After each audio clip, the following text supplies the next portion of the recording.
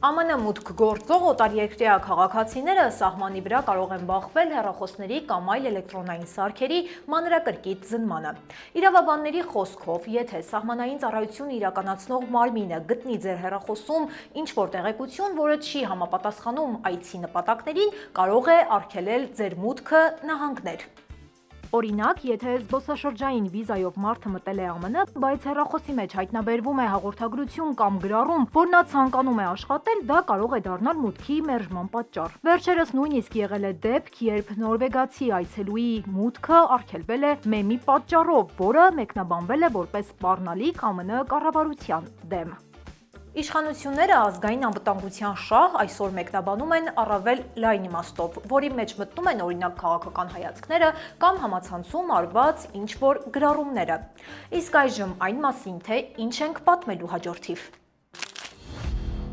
Գերագույն դատարանը քննարկում է սահմանադրությամբ փոխել ծննդավայրով քաղաքացիություն ստանալու ամբողջ կարգը ԱՄՆ-ում։ Թրամփի ամերիկյան հեռախոսները հանկարծ դադարեցին լինել Made in USA, փոխվել է սմարթֆոնների պիտակները։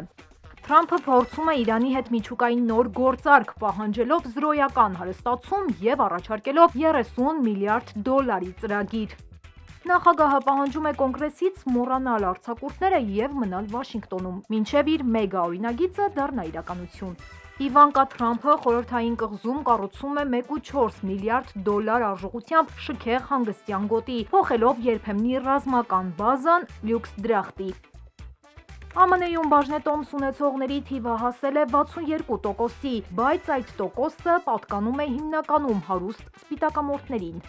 Ամերիկայի 50 նահանգները վերածվել են կանեփի օրենսդրական լաբորատորիայի, մի նահանգում այն կարելի է ազատ սպառել հանգստի համար, մյուսում միայն բժիշկների նշանակմամբ, իսկ որոշ նահանգներում անգամ մի փոքր քանակը կարող է բերել քրեական պատասխանատվության, որտեղ է թույլատրվում, որտեղ արգելվում եւ ինչ կապ ունի դրանով դաշնային օրենքը կիմանաք թողարկման ընթացքում, այնպես որ թողարկումը դիտեք մինչեւ վերջ։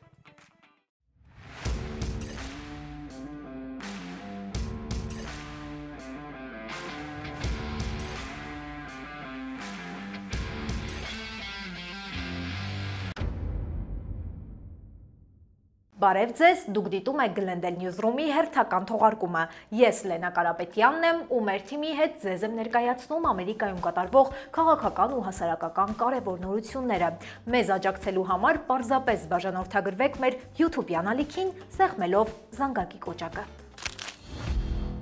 Գերագույն դատարանը պատրաստվում է մի շարք վճիռների, որոնք զգալիորեն կարող են փոխել թե ԱՄՆ-ում քաղաքացիություն ստանալու իրավունքի ընկալումը եւ թե դաշնային դատարանների իշխանության սահմանները։ Ամենաքննարկվող հարցերից մեկը վերաբերում է սահմանադրության 14-րդ ուղմանը, որը շուրջ 150 տարի երաշխավորում է ԱՄՆ-ում ծնված անձանց քաղաքացիությունը, բացառությամբ դիմանագետների երեխաների։ Թրամփի վարչակազմի նախաձեռնությունը կասկածի տակ դնել այս սկզբունքը այժմ հասել է Գերագույն դատարան։ Դատական այս գործը կարող է ստեղծել նախադեպ, ըստ որի վարչական հրամանները, ինչպիսին է քաղաքացիության սահմանափակումը ծննդավայրի հիմքով, կարող են ուժի մեջ մտնել նույնիսկ մինչև դատական վճռի ավարտը։ Սա լրջագույն հետևանքներ կարող է ունենալ։ Բացի այս գործից Գերագույն դատարանը մոտ ժամանակներս պետք է որոշում կայացնի մի շարք հակասական հարցերի շուրջ։ Այս որոշումները հատկապես ընտրություններից առաջ կարող են լուրջ ազդեցություն ունենալ թե օրենսդրական դաշտի, թե ընտրողների դիրքորոշման վրա։ Իդեպ, երեքշաբթի օրը մեր գործընկերները հարցազրույց են անցկացնելու փորձառու ներգաղթի իրավաբան Թեհմինա Ավաքյանի հետ։ Եթե ունեք հետաքրքրող հարցեր, գրեք մեկնաբանություններում եւ մասնագետը կպատասխանի դրանց հարցազրույցի ընթացքում։ Ներքին անվտանգության նախարարը հայտարարել է, որ իրենց հաջողվել է համաձայնության գալ Գվատեմալայի եւ Հոնդուրասի իշխանությունների հետ երրորդ երկրներից ապաստարան հայցողներին այնտեղ տեղափոխելու համար։ Նրա խոսքով սա Դոնալդ Թրամփի վարչակազմի նոր քայլն է ներգաղթային հոսքերը սահմանափակելու ռազմավարության շրջանակում եւ բանակցությունները շարունակվել են ամիսներ ամերիկյան ճնշման ներքո։ Սակայն Գվատեմալայի եւ Հոնդուրասի իշխանությունները հերքել են, որ որևէ փաստաթուղթ արդեն ստորագրվել է, նշելով, որ խոսքը դեռ միայն բանակցությունների մասին է։ Երկու կառավարություններն ընդգծել են, որ համաձայնագիրը վերջնական չէ։ Եթե ծրագիրը գործի դրվի, ԱՄՆ-ն կկարողանա զգալիորեն կրճատել իր սահմանին ներկայացվող կազմվող ապաստարանի դիմումների քանակը, դրանք ուղղելով դեպի տարածաշրջանի ավելի աղքատ եւ խոցելի երկրներ։ Այս քայլը սակայն արդեն բախվել է իրավապահների քննադատությանը եւ կարող է առաջացնել միջազգային արձագանք։ Թրամփի ընտանիքի կողմից վերջերս ներկայացված T1 հեռախոսները, որոնք նախապես գովազդվում էին Ամերիկայում արտադրված, այժմ վաճառվում են այլ նշմամբ՝ Proudly American։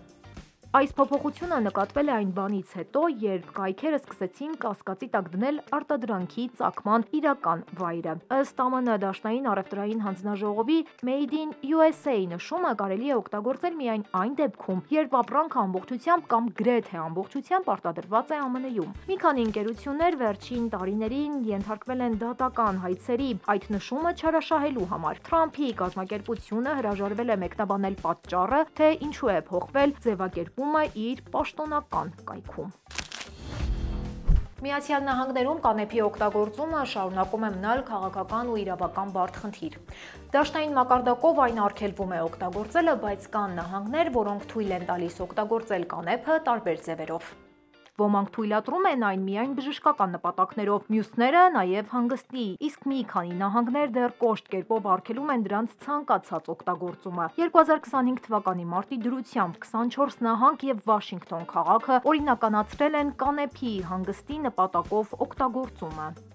Այսինքն, որոշ նահանգներում 21 տարին լրացած անձը կարող է օգտագործել կանեփ իր ցանկությամբ առանց բժշկի համապատասխան ցուցման։ Միևնույն ժամանակ սրան զուգընթաց կանեփի վաճառքը արգելվում է մի շարք նահանգներում, օրինակ Վաշինգտոնում թույլատրվում է օգտագործել, բայց գնելը շարունակում է մնալ անօրինական։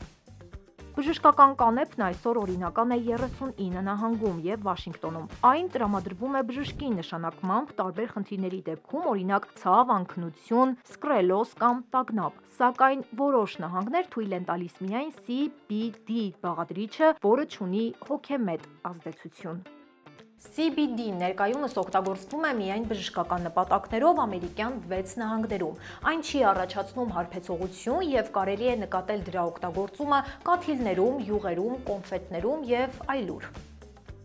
Այն թեթև ազդեցություն ունի նյարդային համակարգի վրա եւ հաճախ օգտագործվում է առանց լուրջ կողմնակի ազդեցությունների։ Սակայն նույնիսկ այս ձևով կիրառվելը գտնվում է խիստ վերահսկման ներքո եւ չի համարվում հանգստի նպատակով օգտագործման օրինականացում։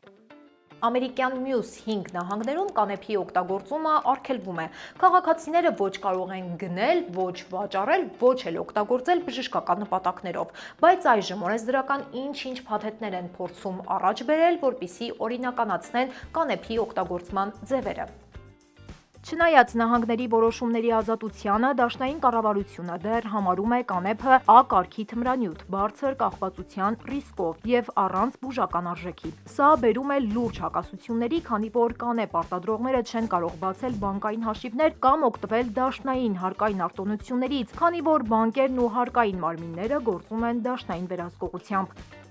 Կանեփի արտադրությունը պետք է սահմանափակվի միայն տվյալ նահանգի սահմաններով, առանց դաշնային նահանգ տեղափոխելու։ Սա իր հերթին մի շարք խնդիրներ է առաջացնում, ինչպիսիք են ոռոգման ջրերի հետ կապված խնդիրները, ինչպես նաև շուկայի զարգացումը եւ այլն։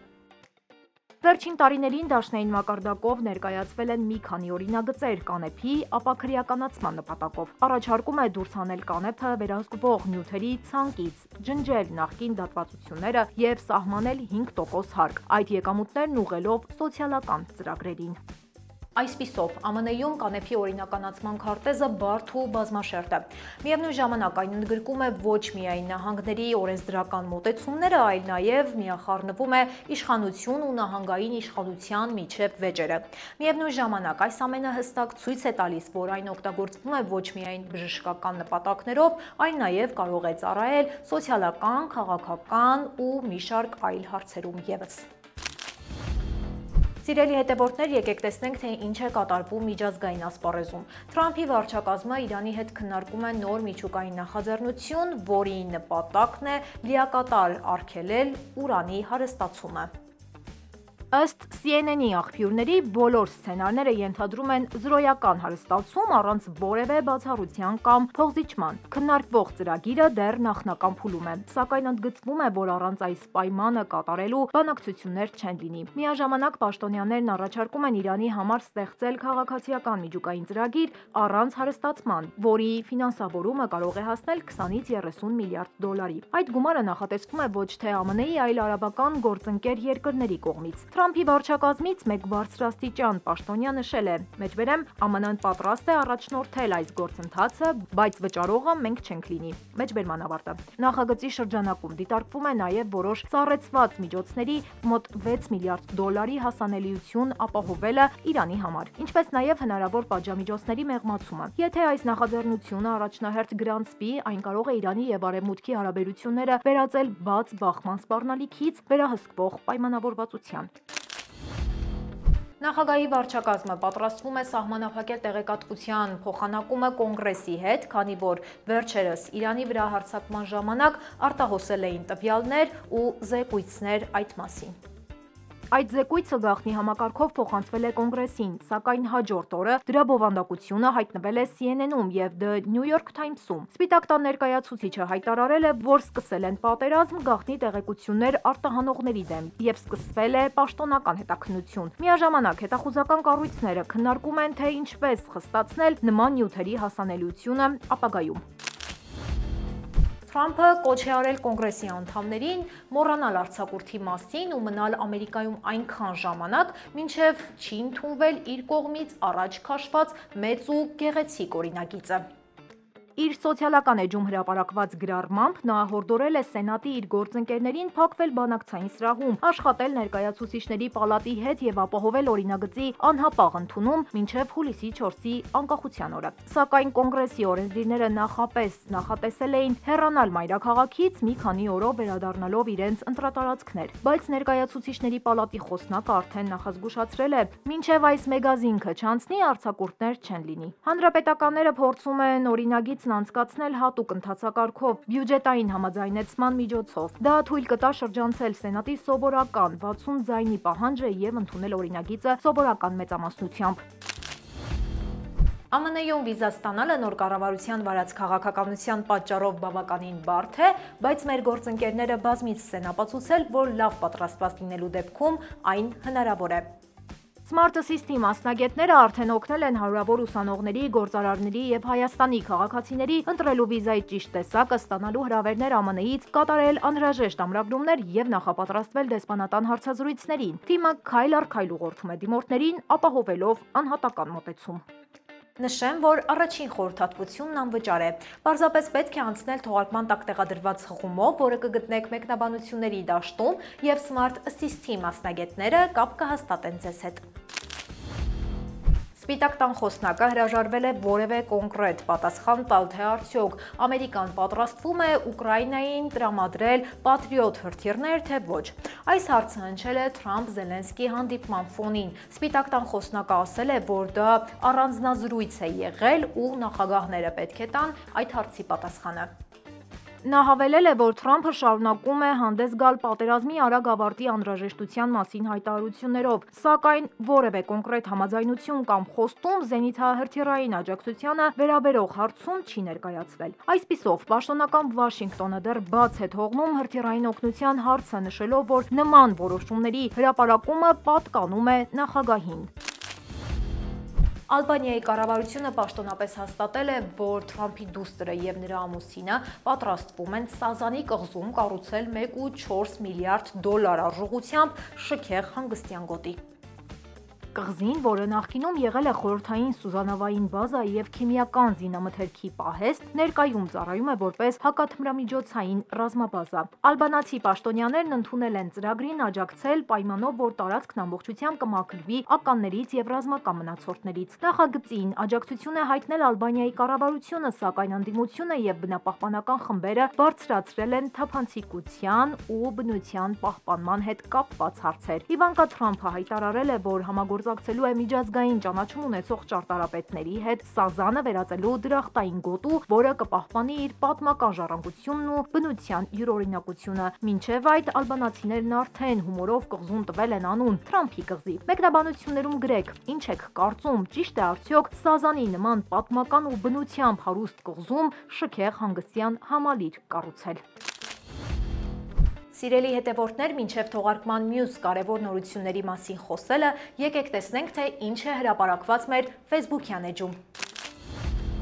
Այս ամառ Մակդոնալդսը իր հաճախորդներին կտանի մանկություն։ Հուլիսի 1-ից սկսած Մակդոնալդսի բոլոր ռեստորաններում կարող եք գնել Happy Meal եւ ստանալ Lil McDonald's մինի խաղալիք։ Յուրաքանչյուր տուփում կլինի տարբեր մինի մոդել, օրինակ մինի Free, փոքրիկ Happy Meal, Boo Bucket կամ պատվեր ընդունող սարք։ Ընդամենը կա 21 տեսակի խաղալիք։ Սա զվարճալի նորություն է ինչպես երեխաների, այնպես էլ մեծերի համար, ովքեր սիրում են հավաքածուներ կամ ուզում են վերադառնալ մանկություն։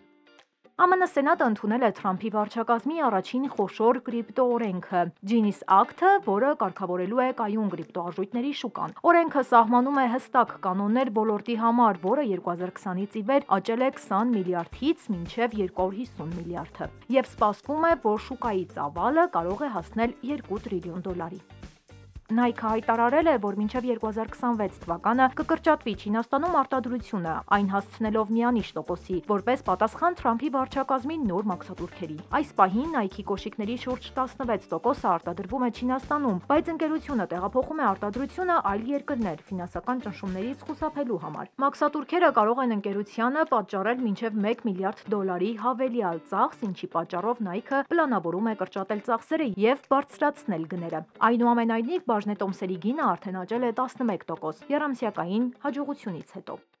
Եթե ձեզ հետաքրքիր են նման նորությունները եւ ցանկանում եք մշտապես լինել տեղեկացված, ապա անպայման հետևեք մեր Facebook-յան էջին եւ բաժանորդագրվեք մեր YouTube-յան ալիքին։ Մի մոռացեք սեղմել զանգակը, որպեսզի բաց չթողնեք մեր նոր թողարկումները։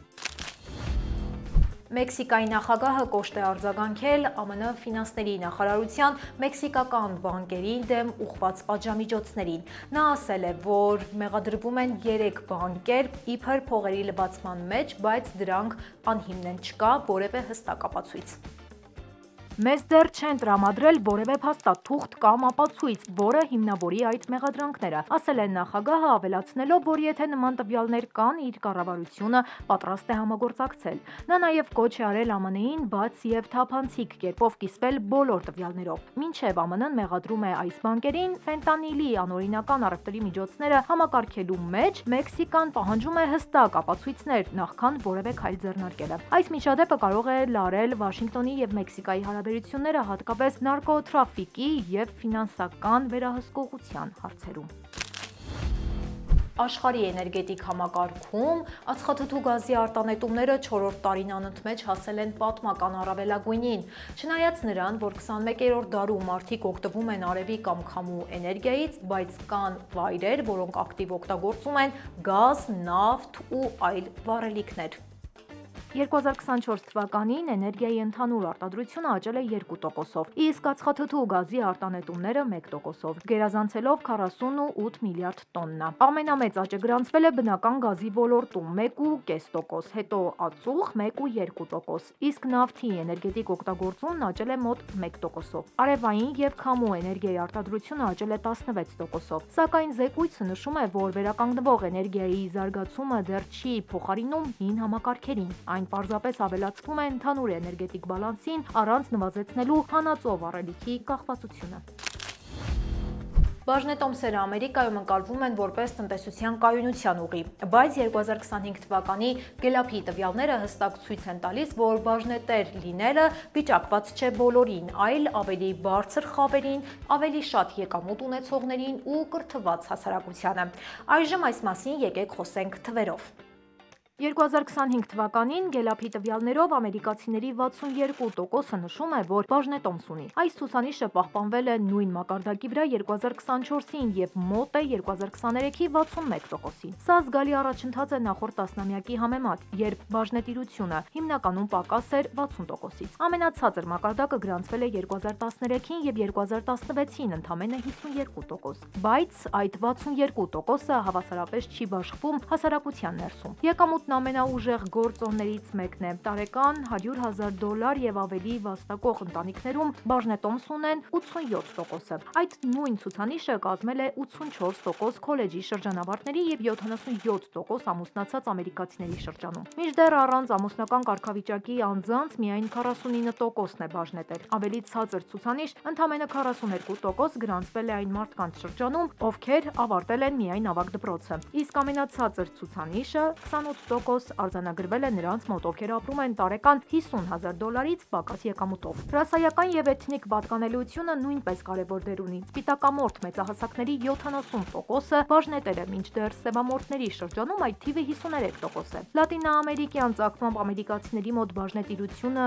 նույնիսկ ավելի ցածր է, ընդամենը 38%։ Այս թվերը վկայում են ներդրումային շուկայի մուտքի անհավասարության մասին, երբ որոշ խմբեր ունեն մուտքի ավելի լայն հնարավորություն, իսկ մյուսները դուրս են մնում համակարգից։ Նկատենք, սակայն, որ կան որոշ խմբեր, որոնց միջև տարբերություն գրեթե չկա։ Ըստ հարցման, բաժնետիրության մակարդակը գրեթե նույնն է տղամարդկանց եւ կանանց մոտ, ինչպես նաեւ քաղաքական բոլոր ուղղվածություններ ունեցողների մոտ։ Այլ կերպ ասած, ներդրումային վարքագիծը քիչ է կապված սեռից կամ քաղաքական հայացքներից։ Վերջին 2 տասնամյակներում բաժնետոմսերի սեփականության մակարդակը ԱՄՆ-ում ցույց է տվել տնտեսական վստահության եւ հասանելիության զգալի տատանումներ։ 2001-ից 2007 թվականներին բաժնետիրության միջին մակարդակը եղել է 62%, սակայն 2008-ին ֆինանսական ճգնաժամից հետո այն անկում է ապրել, իջնելով մինչև 52%, մասնավորապես 2013-ին եւ 2016-ին։ Միայն 2023-ին բաժնետիրությունը կրկին գերազանցել է 60%-ը։ Այս վերելքը մասամբ պայմանավորված է կենսաթոշակային ծրագրերի,